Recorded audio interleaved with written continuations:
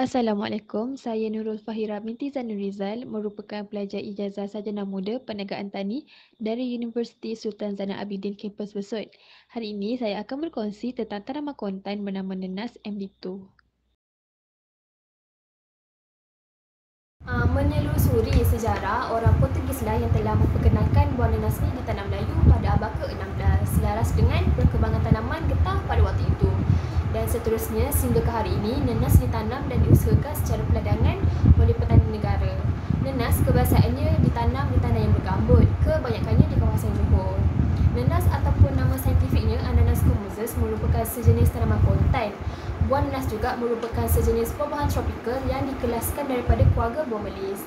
Buah nenas ini amat mudah untuk dijumpai kerana banyak ditanam dalam negara. Oleh kerana faktornya yang mudah untuk ditanam serta tidak memerlukan banyak air telah menjadi faktor utama menjadi pilihan utama para petani pada hari ini.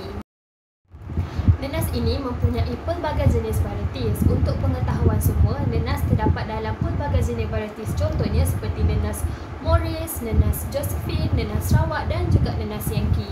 Namun pada tahun 2013, baka baru telah diperkenalkan oleh Lembaga Perindustrian Nenas Malaysia dan varieties ini dinamakan dengan nama MD2. Disebabkan nenas MD2 ini merupakan satu varieties hybrid yang terbaik pernah dihasilkan, kerana itulah Malaysia melihat buah nenas MD2 ini mempunyai nilai komersial yang sangat tinggi. Dan oleh sebab itu, Malaysia telah mengeksport nenas MD2 ini ke seluruh dunia. Contohnya seperti negara Singapura, Australia serta negara Timur Tengah. Jika di dalam negara pula, tanaman nenas MD2 ini banyak ditanam di negeri seperti negeri Johor, Selangor, Pahang dan juga Kedah. Selain Malaysia, Filipina juga merupakan pengeluar utama bagi nenas varieties MD2 ini. Ini kerana Filipina merupakan negara asal kewujudan nenas MD2 ini. Berdasarkan laporan tahunan LPM iaitu Lembaga Perindustrian Nenas Malaysia pada tahun 2018, keluasan tanaman nenas negara seluas 16,654,000 hektar dan negeri Johor menjadi negeri terbesar dengan 9,727 hektar keluasan tanaman nenas negara. Dan dianggarkan 2,000 hektar tanah telah ditanam dengan baka nenas MD2. Bagi pengeluaran nenas dalam negara pula telah mencapai 400,000 metrik tan dengan nilai sebanyak 0.52 bilion. Menariknya, dalam senarai pengeksport nenas segar dunia, Malaysia dirangking ke-4 ASEAN serta 26 di peringkat dunia. Ciri keunikan yang ada pada nenas MD2 ini, buah nenas ini memiliki tahap kemanisan yang tinggi dengan kadar kandungan gula sekitar 13 hingga 18 darjah Brix. Berbeza dengan nenas jenis lain yang hanya mengandungi kandungan gula sekitar 8 hingga ke 12 darjah Brix sahaja. Kalau kita lihat dari segi morfologi buah nenas ini, rupanya yang menawan, berwarna kuning keemasan juga menjadi faktor daya penarik. Saiznya adalah seperti berbentuk silinder ataupun cylindrical shape. Saiznya boleh mencapai dalam saiz sederhana besar kepada saiz besar. Dan jika dilihat buah nenas ini juga, ketinggian nenas boleh mencapai setinggi 50 hingga ke 150 cm. Dan berat bagi buah pula boleh mencapai 1.5 kg sehingga ke 2.5 kg. Jika dilihat dari ciri-ciri lain yang ada pada nenas MD2 ini, kita lihat pada daunnya. Daun nenas MD2 ini didapati tidak mempunyai urat daun utama, dengan warna berkilat seperti warna kecoklatan merah. Kita lihat struktur daunnya memiliki daun yang panjang, tirus, hujung tajam, tepi daun berduri serta bersusun berpilin. Kebiasaannya, nenas boleh mengeluarkan 3 jenis sulur yang boleh dijadikan sebagai cara penanaman nenas. Antaranya seperti sulur angin, sulur tangkai dan juga sulur tanah. Di permukaan daun juga mempunyai debu putih yang ketara dan daunnya lebih hijau daripada varieties nenas yang lain. Untuk pengetahuan semua, nenas MD2 ini merupakan tanaman yang jenis tahan kepada keadaan kemarau. Selain itu, boleh hidup dalam taburan hujan antara 500 ke 3,000 ml. Macam yang kita tahu, Malaysia merupakan sebuah negara yang sangat panas. Jadi, untuk tanaman nenas MD2 ini sangat sesuai untuk ditanam di Malaysia.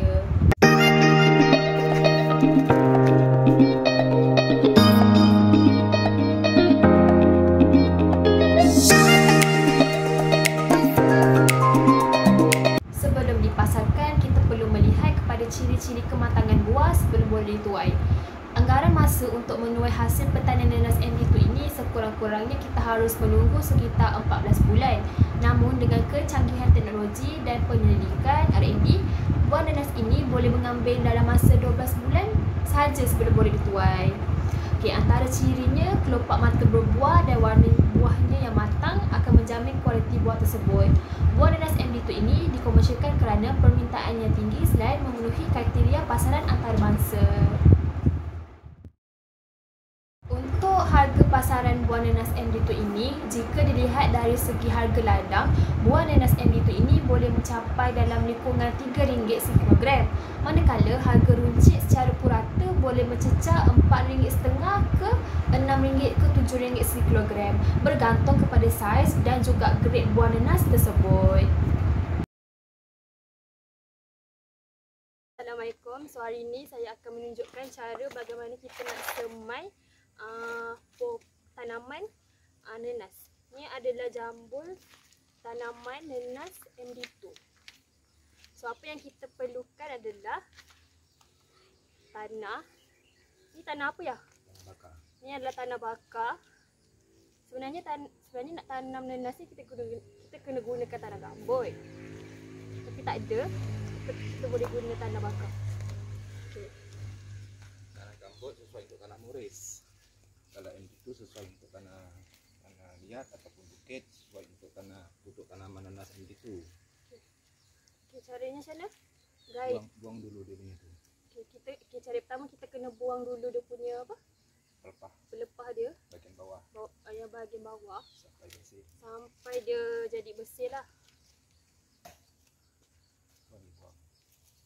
Okay, kita tarik dia punya bahagian bawah ni. Sampai dia jadi bersih, sampai dia jadi macam ni. Okay, jadi macam ni. Okay, lepas tu step kedua, kita gali tanah ni sampai dalam dia 6 inci macam tu. Lepas tu kita cocok je.